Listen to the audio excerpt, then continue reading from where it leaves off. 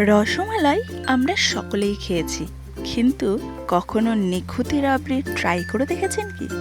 যদি না দেখে থাকেন তাহলে মিষ্টি প্রিয় বাঙালিদের জন্য এই রেসিপিটা কিন্তু একদম আদর্শ।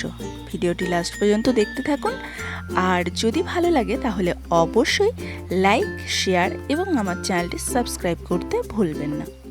আমি নিয়েছি এখানে 1/2 লিটার দুধ। দুধের পরিমাণ এবং নিখুতির পরিমাণ আমি যেরকম নিয়েছি সেই অনুযায়ী বাড়াবেন বা কমাবেন।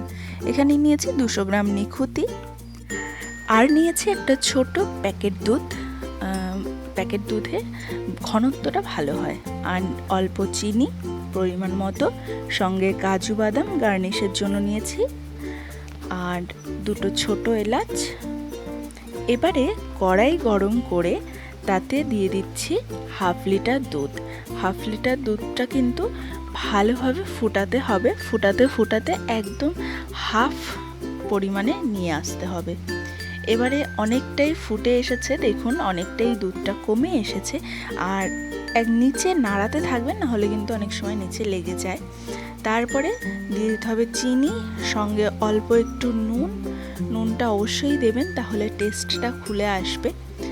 আর তার সঙ্গে দিয়ে দিচ্ছি এবার গুঁড়ো দুধটা চাইলে আপনারা জলের সঙ্গে গুলিয়েও দিতে পারেন, তাহলে গুলবে ভালো। এবারে দিয়ে দিচ্ছি এলাচটা দিয়ে একটু ফুটিয়ে তারপরে দিয়ে দিচ্ছি নিখুতিটা দিয়ে বেশ কিছুক্ষণ কিন্তু ফুটাতে হবে ভালো করে। আর কিছুক্ষণ ফোটানোর পর যে কিনে আনা নিখুতিটা বেশ নরম হয়ে যায় এবং বেশ ঘন হয়ে যায়। দেখো একদম রেডি হয়ে গেছে নিখুতি রাবড়ি। খেতে অসাধারণ টেস্ট, তাই অবশ্যই ট্রাই করে দেখা চাই এবং অবশ্যই কমেন্ট করে জানাবে যে কেমন লাগলো নিখুতি রাবড়ি। আর হ্যাঁ, পরিবেশন করে তার ওপরে একটু গার্নিশের জন্য দিয়ে দিতে পারো কাজু, পেস্তা, কিশমিশ, যেটা মানে নিজেদের ভালো লাগে সেটাই কিন্তু দেওয়া যেতে পারে।